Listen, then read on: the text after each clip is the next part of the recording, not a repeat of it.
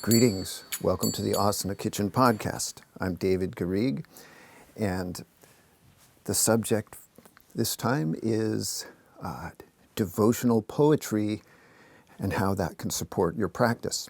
Okay? And so I'm partly doing it because it's a long overdue subject that I've wanted to address with you. And then also it's to celebrate my new book that's called Ecstatic Discipline, 57 Poems for Lovers of Hatha Yoga. So in this podcast, I'm going to speak a little bit about my history with devotional poetry. And it actually, came in contact with and fell in love with, it's called Bhakti Poetry, that before I even had a disciplined yoga practice. So I have a long history of digging poetry as part of my practice.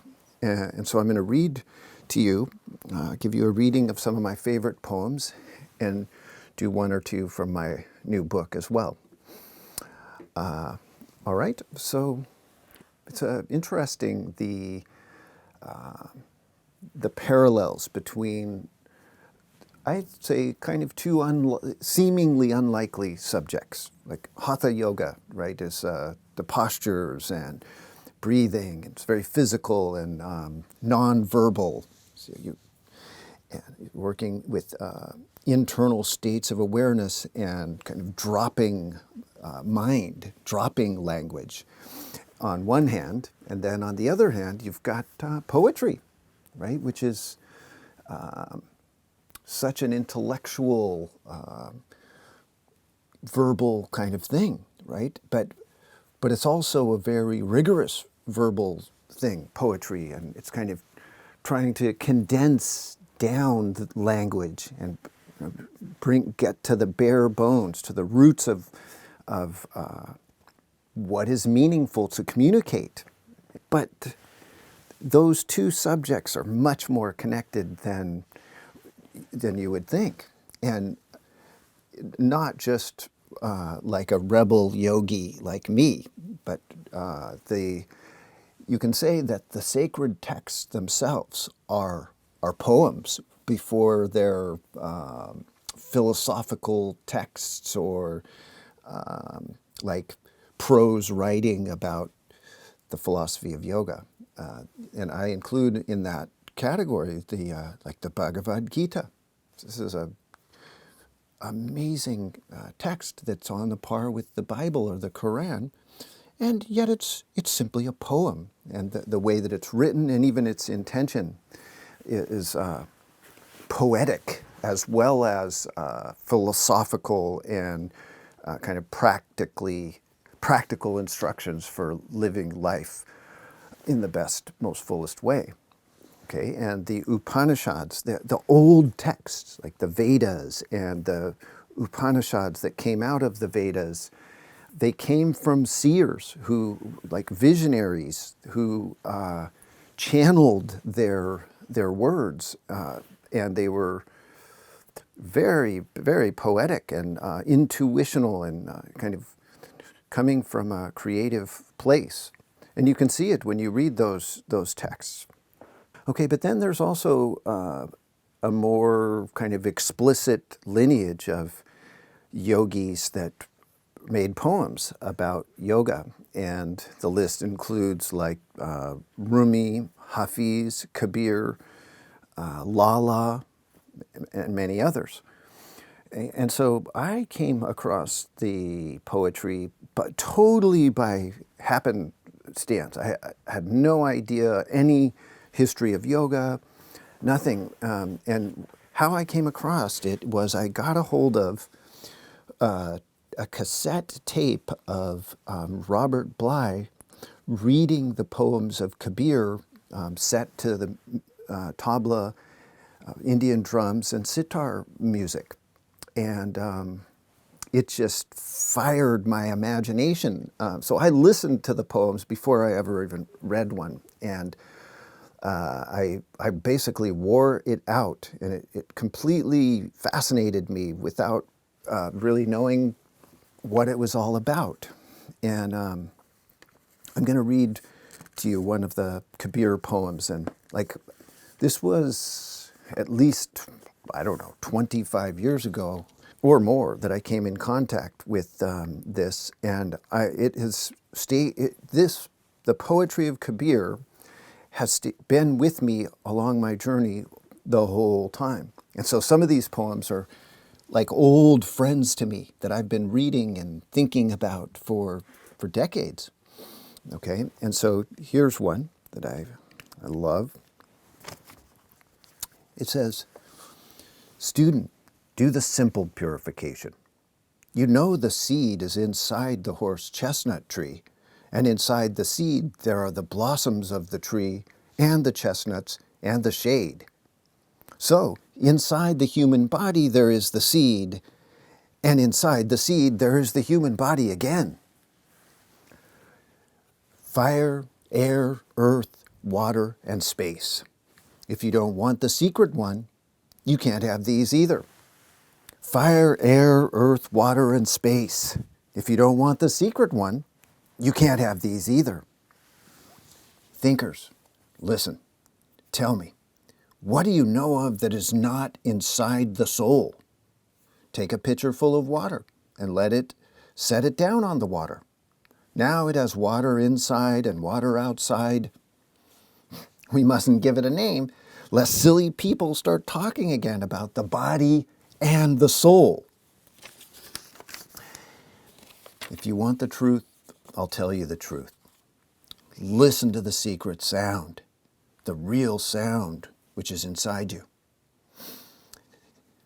Listen to the secret sound, the real sound which is inside you. The one no one talks of speaks the secret sound to himself, and he is the one who has made it all." Okay, and so this is a very interesting poem, and one of the things I love about it is it points to that the mystery of life, the mystery of your life, and the greatness of life, the sacredness, is all found deep within you, and you have to kind of go through the layers. And then those of you who study with me know how much I love referencing or experiencing the elemental forces, like that being in an asana is to awaken to fire, air, earth, water, and space. And in this, this is such an interesting twist that Kabir puts on it, because he puts it backwards, basically. And what he's saying is that he has different words for the self, which is God or the divine, the highest reality, and he calls it the secret one because it's hidden within you, and he also calls it the guest. But here he says fire, air, earth, water, and space. If you don't want the secret one, you can't have these either. And so basically he's saying if you don't connect with the source inside you, have some relationship to the highest sphere of your existence, then the mundane life that you may think is where it's at, where the happiness is, you won't have those. It's like, no, the secret one has made all of this, and this is where you're headed with your life, but also with your yoga practice. And then I also, I love that, listen to the secret sound, the real sound, which is inside you. It's just keeps pointing to that what you seek is within. And this is such an important theme to me throughout my journey, is the kind of solitariness of the path, and kind of affirming that that inward turning that I feel compelled to do is valid and is an excellent way to pursue the path of yoga. Okay, and so for me, I listened to those poems for a long time, and at the same time, for a long time, I've kind of kept some kind of loose journal of writing down my thoughts about, it was preceded yoga, so kind of just my deeper thoughts. But then as I got into yoga, I also started writing about my experience of yoga in my journals. And one other thing in parallel to this, Bhakti Poets was I was a big fan of Jack Kerouac and the way that he wrote in this kind of spontaneous flow of language and just reflecting on the wildness and kind of kookiness and depth and just serendipity of life. And so I started writing. And then my partner Joy, who's a filmmaker and a storyteller, well, she started looking at those journals and pulling out pieces of them and sharing them on my social media. And it was really challenging for me in a lot of ways, and it still is to a certain degree, because these are very deep kind of personal notes to myself. And the poems that are in the book reflect that. They're very kind of deep musings that I have with my own self that emerge right out of my experience of practice. And they're honed in and crafted over a long time. So I've been writing for many years, and I'm going to give you a few more poems. And see, what I love about the subtitle of the book is that these are poems for lovers of Hatha Yoga. Okay, and so this is something kind of almost new ground. There's very little poetry or a kind of creative, an attempt to creatively express the experience of doing postures and working with pranayama and bandhas and stuff. And this is something that's kind of evolved for me, that this yearning to articulate these kind of unarticulated aspects of practice, both to kind of give weight and meaning to my own experience in practice, but also to inspire you and to point out things to you, or get you to go make connections to go, yes, I experienced that, and then also to give you kind of permission or the opening to go into those your own experience of whatever kind of creativity opens up within you through your practice, right? Okay, so here's a poem from she's a Kashmiri, she's now like a saint, Lalla, a wonderful poetess. And her poems, they're some of the ones that to me are the closest to kind of Hatha Yoga, or they're directly related to kind of her experience of tapas or sadhana. And so here's this one I love. She goes, I locked the doors and windows. Okay, and she's referring to her own body, like her senses and her attention. So I locked the doors and windows. I grabbed the breath thief and yelled for help. And then I tied him up in an inside closet and threatened him with Om, Om. I tied him up in an inside closet and threatened him with Om, Om. Then I shut the body openings and found out what steals the even breath, the truth of who we are. See, so I shut the body openings and found out what steals the even breath and what steals the truth of who we are. See, I also love that, making a connection between the sealing in your awareness and regulating your breath and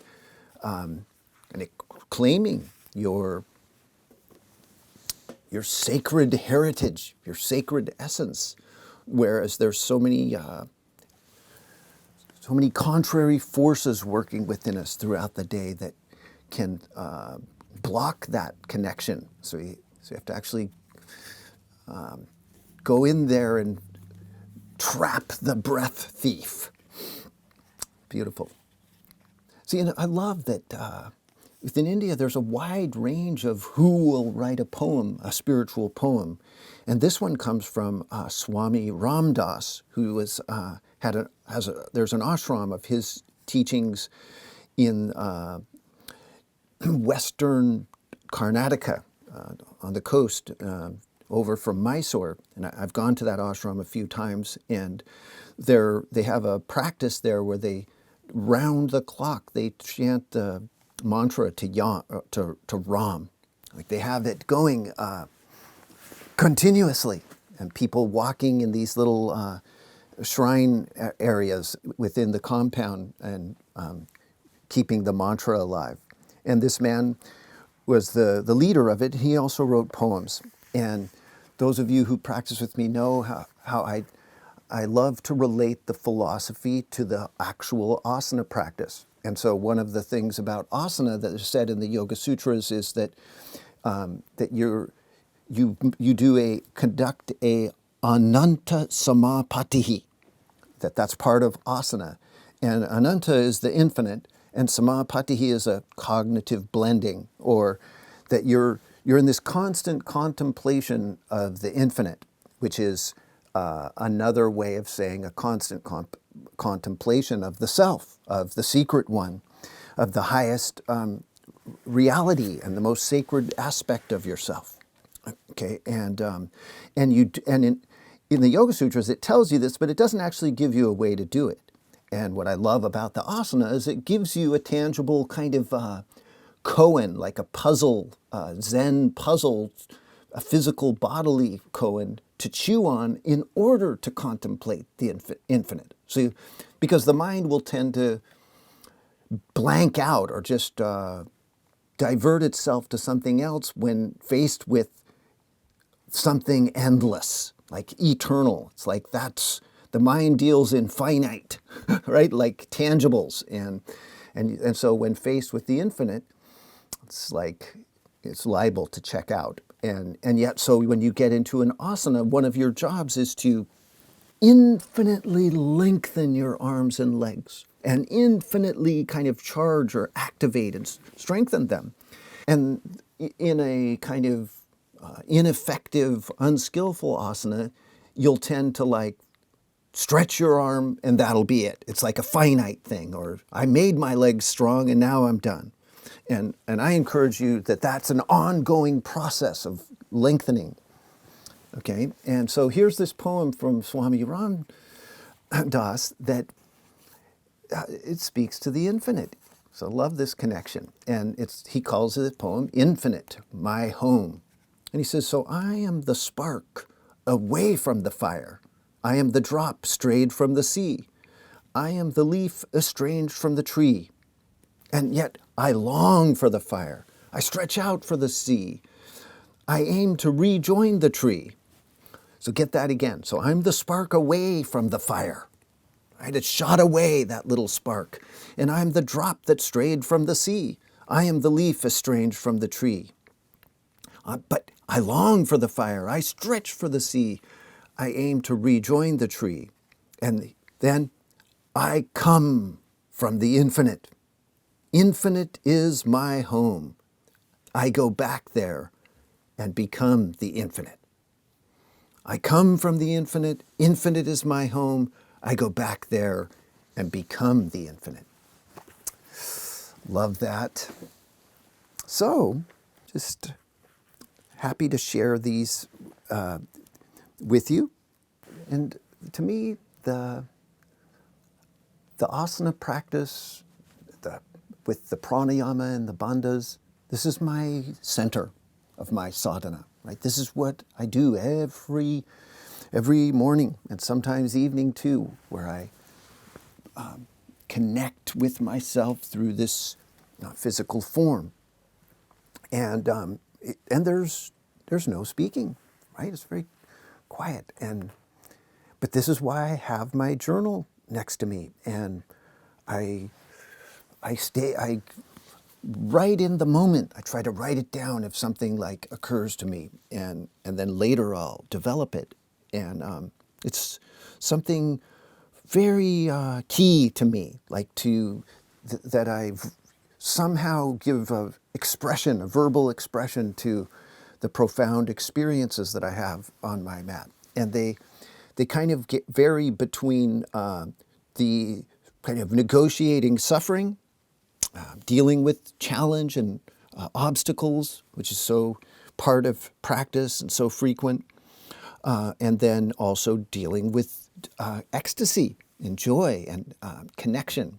And so those are the two kind of strains that I come from in terms of writing a poem.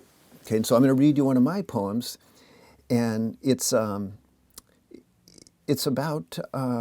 the spirit and the need to keep turning towards the spiritual aspect of your life, whatever that means, and in any kind of small way, and that includes that's a kind of greater theme of life to aspire to or commit to a spiritual path, but it's also very specific to the asana practice.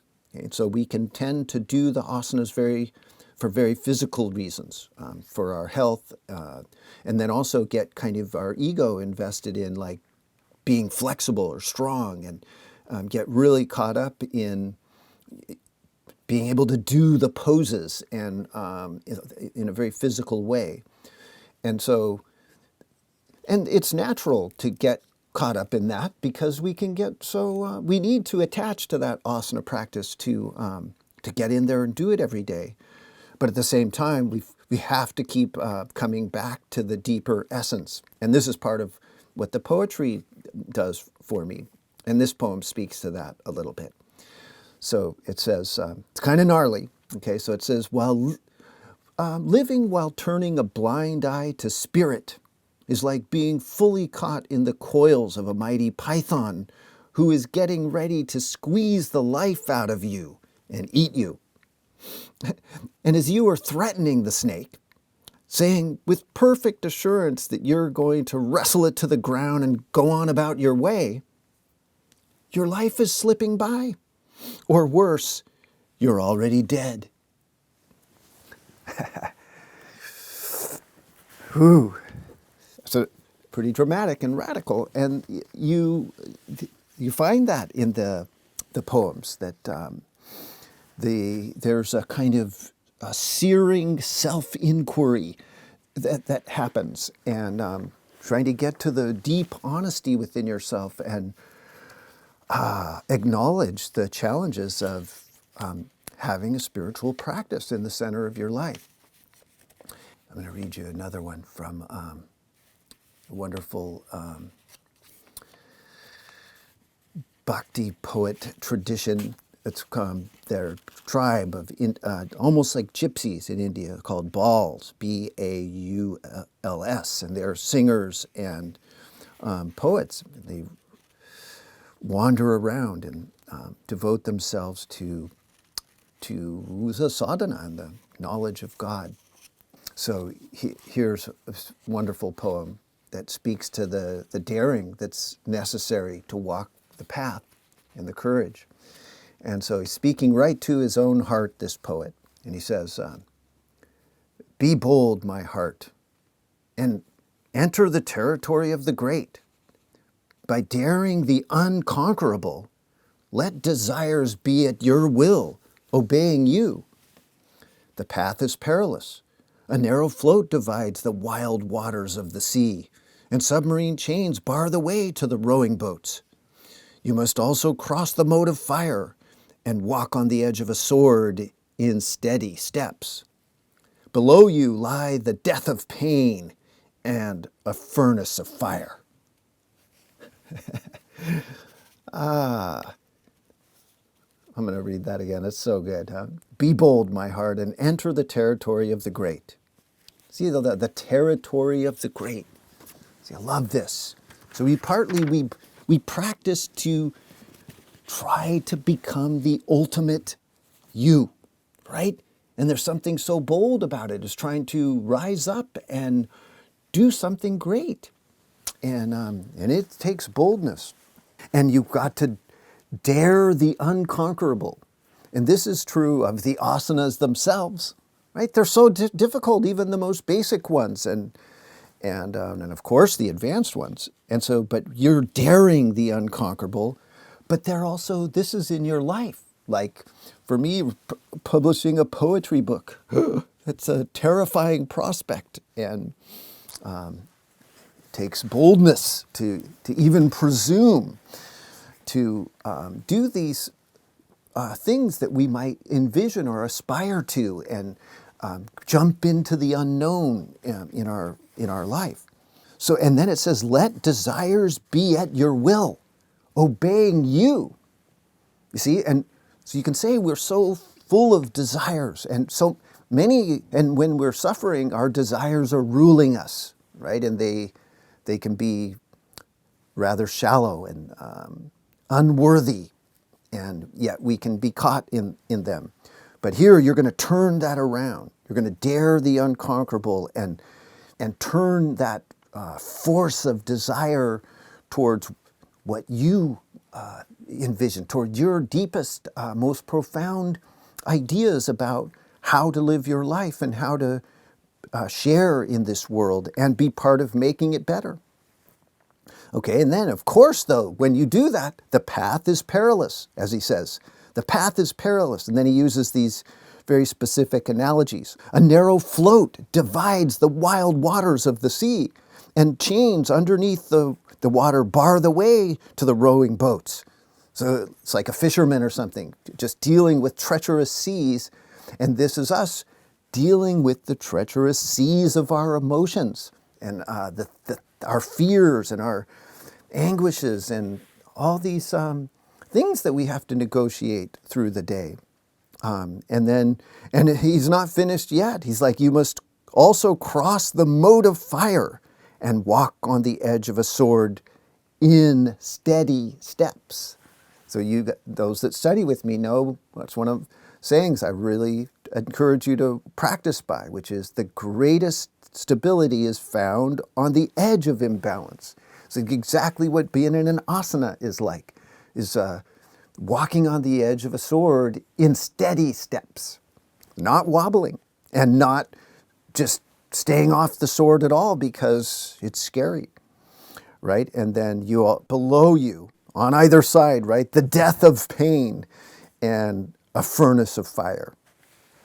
Okay, so this is high stakes, what we're talking about. This is our life, right? And risking takes many forms. The physical risking is the building block or the foundation that you do in your practice.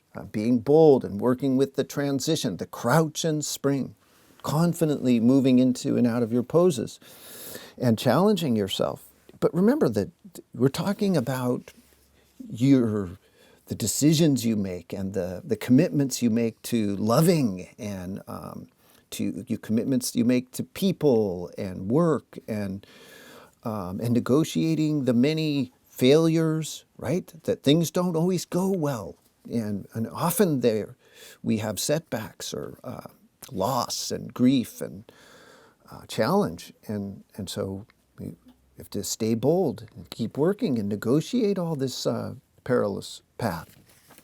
Yeah, and this one, here's a really gnarly poem for you that I wrote. That again, these are when I write in my journal, I'm vulnerable, right? I'm opening myself up to myself, and not even thinking about sharing it or being out there. It's like between me and me, or me and the universe, and then it's another sketch, another place to get to share it with you, right? A whole nother terror and overcoming of fear.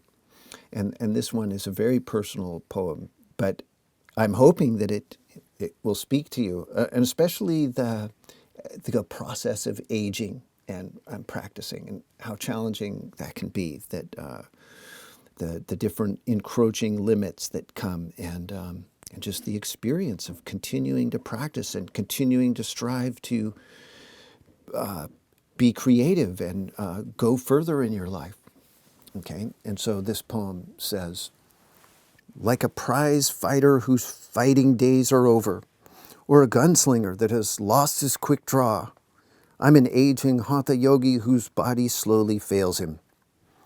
I face an abyss every morning on the mat. What is in store for me now that my strength ebbs, and along with it my elasticity? Where is the badassery and the meaning to come from now? And I don't want to retire, be put out to pasture, grow fat and dim, hobble around trying to skirt this or that pain. I'm not down with remembering past glories, pining for the good old days, accepting new lower standards, allowing life to do its steamrolling thing on me. Not yet, anyway. But what am I to do? I've always been able to rely on this body. These arms, legs, and spine are my stalwart, trustworthy vehicle. But when these parts break down, where is the strength to fight and the joy of the battle supposed to come from? I'm sorry to report that even after all these years dedicated to teaching, and I'm sorry to report that even after all these years dedicated to teaching, I'm still not a selfless servant. I haven't burned up my ego to that degree yet. I still want something for me. To run in the open field, seeking the goal line, ready to elude any would-be tackler so I can cross over that line to victory again. But I have to face it. That's gone now in this life, that physical prowess. Something new must arrive, something that involves more of you. So it goes beyond me. It's more victorious than any of my previous little moments of victory. I have tasted this newness, and it is good. But still, I resist. Why, David?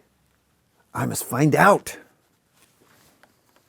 Okay, and so this, right, and it's funny, like, sharing this, because I feel like with yogis are supposed to be actualized, right? That you're not supposed to show struggle. You're supposed to be beyond the struggle and have conquered dark states or your shadow or your ego. And here I am just laying it out on the line. And but somehow that's me. Like I have a rebellious streak that's saying, no, none of us is actualized. Nobody is fully sattvic and just living in the light all the time. And that these acknowledging the darkness and giving voice to it and plainly facing up to it is necessary. It's essential for the growth of yoga.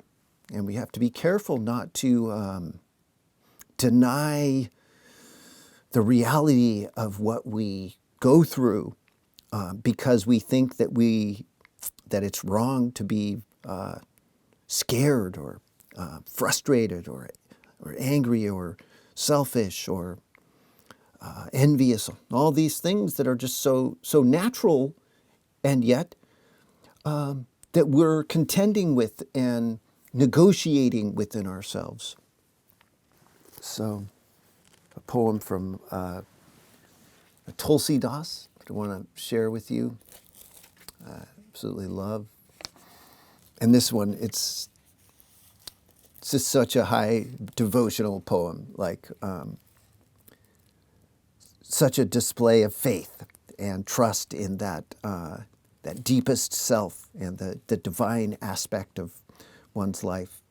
So he's devoted to Ram in this, and he's speaking right to Ram in this poem. And so he goes, "Who, aside from you, King Ram, is my true patron?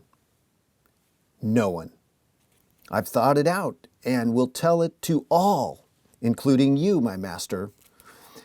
If anyone knows anyone more special than you, Ram, let him lay it on the line." I love that.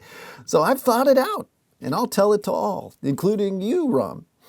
If anyone knows anyone more special than you, let him lay it on the line. Friends who are formed of the body and soul, the flesh, are stitchwork badly done. Or, as I think of it, they're like the false fruit in the heart of a banana tree, or cheap beads that glisten only when jewels and gold are placed on either side. So this letter of petition from someone lowly, Father, please read it, and what Tulsi has written from his heart, take it, correct it, by your good nature, and place it before the divine court. I like it. Okay, and then another one from Tulsidas. So the poem I read to you earlier, there's kind of a tradition among some of the Bhakti poets that of being humble, like kind of acknowledging how weak one is or how challenging the path is. And okay, and so there's a poem from Surdas that kind of speaks to that. And so he says, life has stumbled, unraveled, roped to politics and salary and sons. Without my even noticing, my life has ambled off and gotten tangled in a snare of illusions so foolproof that now I cannot break it or loosen its grip. Songs of the Lord, gatherings of the good, I left myself hanging in the air without either, like an overeager acrobat who does just one more trick because he cannot bear to close the show. What splendor, says Sur, can you find in flaunting wealth when your husband, your lover, has gone? So life has stumbled, unraveled, roped to politics and salary and sons. Without my even noticing, my life has ambled off and gotten tangled in a snare of illusion so foolproof that now I cannot break it or loosen its grip. Songs of the Lord, gatherings of the good, I left myself hanging in the air without either, like an overeager acrobat who does just one more trick because he cannot bear to close the show. What splendor, says Sur, can you find in flaunting wealth when your husband, your lover, is gone? So one more from Kabir. Love this one. Again, it speaks to the seeking within yourself. It's so key to the practice of yoga and such a solace to me, no matter what stage of the path that I'm on, is that once I withdraw my senses into my own body, strike a pose, take in a deep breath, focus inward, then there's something okay. It's okay, right? And so in this, he's referring to the body as a clay jug. So he says, inside this clay jug, there are canyons and pine mountains, and the maker of canyons and pine mountains. All 7 oceans are inside, and hundreds of millions of stars. The acid that tests gold is there, and the one who judges jewels, and the music from the strings no one touches, and the source of all water. The music from the strings no one touches, and the source of all water. If you want the truth, I'll tell you the truth. Friend, listen. The God whom I love is inside. And we're going to read one more to you. This one's this is a very famous Kabir poem. You might already know it. But this one spoke to me, whatever it was, 30 years ago. And it just lit my fire for yoga. Here it is. Friend, hope for the guest while you're alive. Jump into experience while you're alive. Think and think while you're alive. What you call salvation belongs to the time before death. If you don't break your ropes while you're alive, do you think ghosts will do it after? The idea that the soul will join with the ecstatic just because the body is rotten, that is all fantasy. What is found now is found then. If you find nothing now, you'll simply end up with an apartment in the city of death. But if you make love with the divine now, in the next life, you will wear the face of satisfied desire. So plunge into the truth. Find out who the teacher is. Believe in the great sound. Plunge into the truth. Find out who the teacher is and believe in the great sound. Kabir says this, when the guest is being searched for, it's the intensity of the longing for the guest that does all the work. Look at me, and you will see a slave of that intensity. So, I'm going to read you one more of mine and then close it out.